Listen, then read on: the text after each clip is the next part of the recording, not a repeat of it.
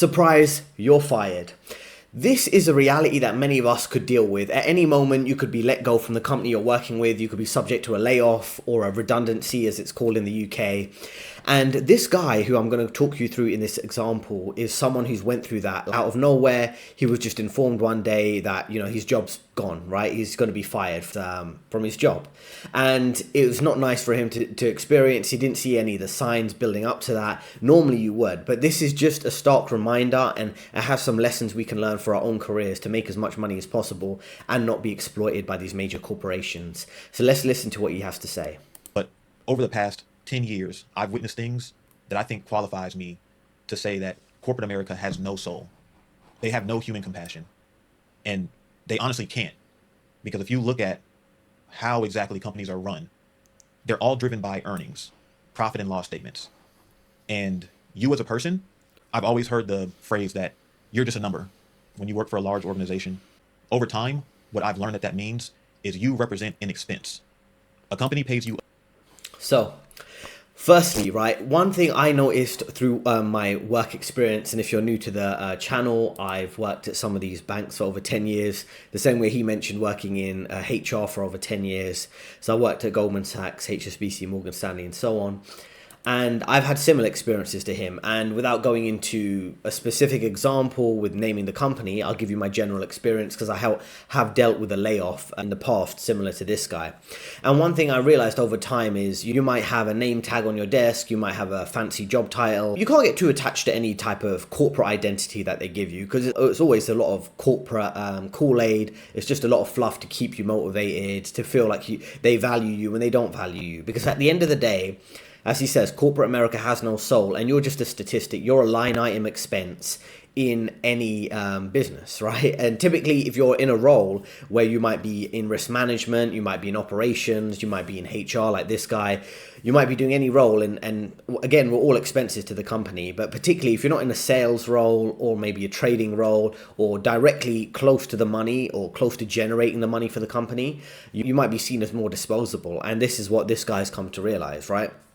And that's what I always realized when we would have these meetings in some of these major banks where I've worked at, is that in these meetings with senior management, I'm based in London and would have like maybe senior management from America, from New York, these high powered guys. And you realize, they don't know who I am. They don't know my day-to-day life. They don't know my income or my expenses or, how losing my job could impact me overnight. If you're told you're fired today, you might just get a few months pay and then you have to quickly find another job, right? They never really see it like that. And they also, a lot of these people who are in those senior roles, they're kind of set up for life, right? They're kind of making a lot of money. They've probably got a ton of investments. A lot of them do come from wealthy families, and that's how they get hooked up with this fast track to the top of the career ladder. Many of them, they don't really understand job security in the same sense that we do, because we are typically at income levels, if you're watching this, where you do rely on your job. It's a major source of your income. It might be your one source of income, or it might be, a major source of income, if nothing else. A lot of these people, they have a lot of wealth from several generations, and they're in senior management roles. They're probably getting rental income from renting out some properties. They're getting some other income maybe they have a family business on the side that's generating a lot of money. I remember working at Goldman Sachs, and there was a co-worker, and he didn't have a particularly senior role, but he was kind of very chill at work, and he wasn't taking it too seriously, and he was on like a low six-figure salary, I would estimate. And the truth is, I was thinking, why is this guy like just chit-chatting with the management, not really doing much work? He kind of came out of nowhere, and I came to find out that he'd kind of been let go from another company. He was kind of unemployed for many months. And his wife is part of a wealthy family, and his wife actually owns a major clothing company in the Middle East. So he was kind of not stressed because his wife is from a wealthy family. They're not taking things too seriously. They're playing along with the role work, the theatre, the work. They kind of got other income sources. So that's why they're not stressed about the day-to-day work. And they know their job's secure based on their social position, not based on how hard they work. And people like me or you, we will kind of base our income and base our self-worth in a sense, not necessarily on our job title or the company we're working for, but we'll base it on our ability to do a good job because we're based on competency and meritocracy. That's how we're kind of told to play the game. But a lot of people in senior roles, they're super chill and laid back. You'd notice their health is quite good a lot of times, or they're just living this kind of chill, laid back life. And I'm thinking, hold on, I'm more junior than this guy and I'm more stressed out and this guy's kind of senior. It's because he's kind of knows his job's secure. And if he loses his job at one company, he's got a friend at another company who'll hook him up with a job. And then he's got, wealthy family members who can help pay for his expenses if he was long-term unemployed, or go and work there for as an accountant or something and get paid for not doing much work.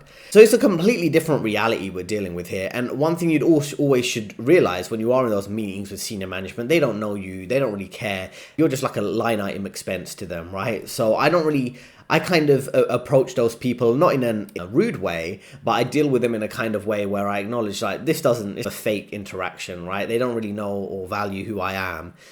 And at any moment, if they're not kind of, if someone says, this is what I mean about work being a social game, right? If someone kind of doesn't like your personality or you say something that's off, it's really a big deal for them to fire you. So just bear that in mind, right? There's two games getting played. At our level, it's probably a meritocracy competency-based game on how hard you work. And at the senior level, it's more about just kind of playing a social game and not doing much work and delegating the real work to people like me or you. I've seen that there are guidelines to how to lay an employee off, when to lay an employee off. And in those cases, these employees had no idea that it was their last day up until that last day. And there are studies that you can pull up on Google that show the best times to lay off an employee is going to be late in the day so that they don't have to walk past their other colleagues and save them the embarrassment or the shame.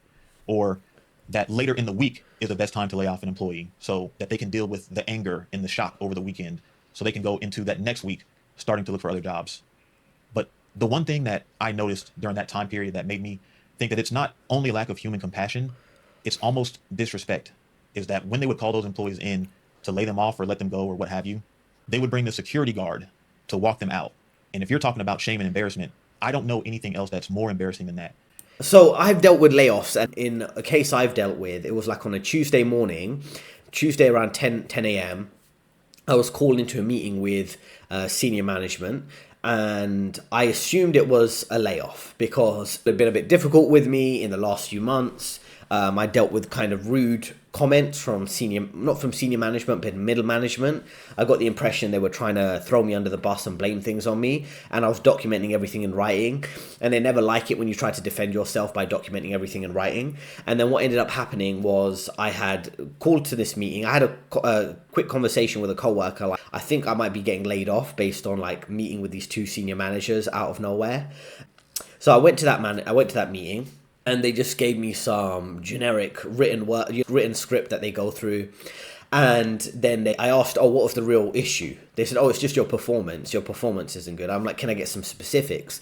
And the thing is all they're trying to do is cover themselves from a legal perspective and not say too much. Because if they mention a specific performance issue and you're like, actually, well, the narrative you've been told by middle management, the guy who was kind of racist to me and who was basically verbally abusing me, he's not giving you an accurate representation of the work that's being done and what work I'm doing. Because what I ended up finding out is that a lot of work I was doing, he was saying that another team member was doing, even though you've got an entire email track record of who's doing the work. So it's kind of funny. There's so many lies you'll have to deal with because middle management will lie to you, about you to senior management. So, people can be manufacturing an entire false narrative about you, right?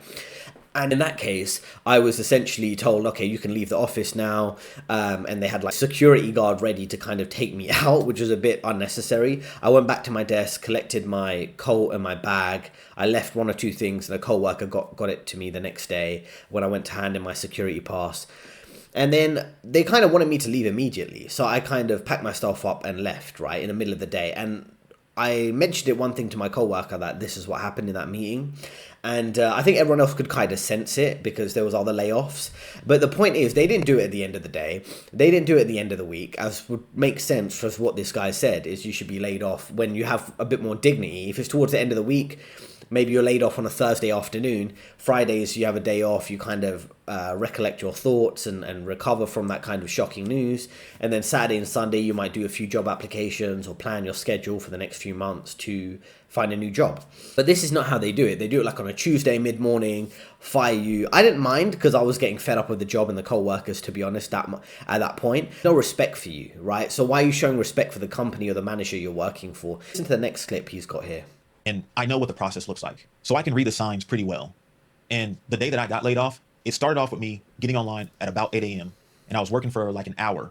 And then all of a sudden at 9 o'clock or around 9 o'clock, I had gotten a random meeting thrown on my calendar from my manager's boss. And mind you, this person I have never had a one-on-one conversation with my entire time working at the organization, the whole time. And the meeting was titled Quick Catch Up. So as soon as I saw that, I knew that that was my last day. I understood that. The thing I didn't like about it is that meeting was scheduled at 4 p.m. in the afternoon, and it was 9 a.m. So as an employee, I was supposed to sit there on pins and needles, wondering what the meeting was about up until 4 o'clock. I don't know. For me, that wasn't what I was going to do. So I emailed my manager's boss, and very respectfully, I just asked, hey, is there an agenda for this meeting, or can you share any details so that I can come prepared? I didn't get a response for maybe about an hour. And so with that said, I texted my direct manager, my boss, to see if he could tell me anything about this impromptu meeting that got dropped on my calendar. And I'll read you the exact text and his response to show you the reason why I felt like my intelligence was insulted. So here's my text to him.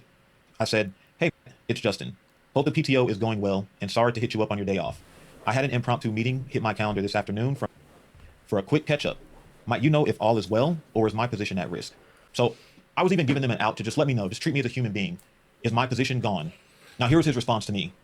He said, hey man, no worries. And I don't know anything about that. I can ask, but also might be a skip level. And a skip level is just a meeting with your boss's boss. Said I can ask, but also might be a skip level, as I know he mentioned doing more of those.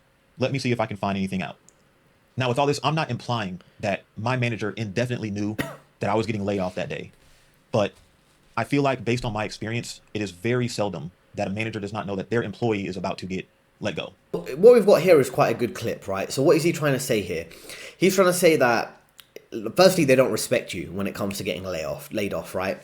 Secondly, there's so many people around you that you deal with on a day-to-day basis in the work environment that are constantly lying to you. And I think there is a bit of a difference between being professional and lying, between being tactful and polite and being manipulative. And it's more so people are being manipulative, they're lying to you straight to your face, right? Your direct line manager would have been part of the discussions of whether to keep you or to fire you when they're considering the short list of people to put to a layoff, right, to get rid of from the company.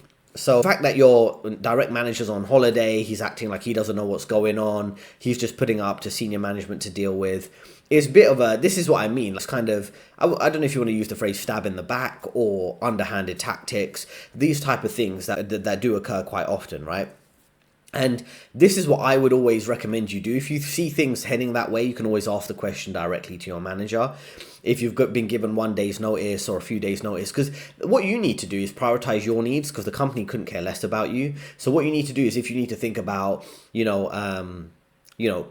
job hunting for another job, contacting recruiters, planning your finances, the earlier you can find out about a layoff, the better, right? So if you have one extra day to plan ahead, is better than having no time, right? So if I knew, like this guy, if he knew that he was probably going to be laid off later in the day, he had a chat about it. I don't want to play you the full video, but he actually ended up having that meeting a bit earlier and then leaving the company. That's what I would do. I mean, the moment the company is saying we want to get rid of you, immediately just stop putting in effort, stop putting in work, just take your stuff and go. And then I would take a couple of days off just to kind of chill for a bit and then start job hunting. But don't give them any more of your time, any more of your energy. Just collect the redundancy pay, the layoff severance package, whatever they want to call it, and then go, right? And then also, try to keep a track record of what's going on, because there could be certain instances leading up to that layoff the last few months where people are being unprofessional with you, and you might be able to leverage that into a higher layoff package. You might be able to say, well, on the basis of my race or my gender, or I'm being discriminated against. You can use all of those things in those last minute discussions when they're deciding how much money to give you for you to leave the company in a layoff package. It doesn't necessarily work, but I would say if you're going to leave a company and you're probably not going to work there again. Don't take any, don't feel too cautious about being overly polite. I'll just document in writing, this is what happened with this particular managers being rude to me or racist to me or whatever. And I don't think this is a fair treatment of an employee. And in certain cases, I haven't had this happen to me, but I know other people who have been able to essentially increase their layoff package on the basis of that. And I wouldn't hold back from that in this world we live in, where people are getting all sorts of benefits on the basis of race or gender. If you leverage that, I recommend you should. Now, yeah, it's kind of something that you're typically aware of when it comes to layoffs. You can sense it in the air. You might get a sick feeling. You can normally sense it when like co-workers or managers are acting different. You typically know and you can sense it. And this guy, he could sense it. And he worked in HR, so maybe he has a bit more experience for dealing with those layoffs. And as I say, the manager always knows when they're playing dumb with you. That's typically just a ridiculous tactic that they use.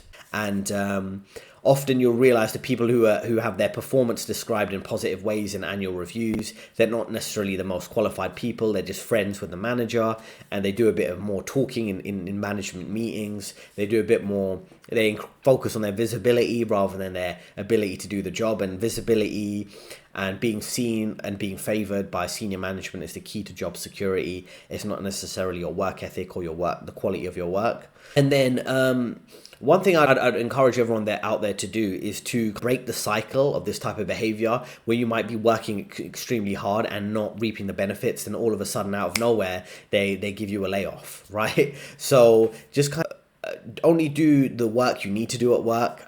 Don't sacrifice yourself, sacrifice your health, your well-being, your extra work hours that go on underpaid in many cases. When you're working office jobs, they're not always paying overtime for extra work. And you end up sacrificing a lot and getting nothing for it, right? As the other key point here, right, is if you're subject to layoffs, you need to weigh off layoffs and loyalty, right? You should be loyal to yourself, loyal to your own financial goals.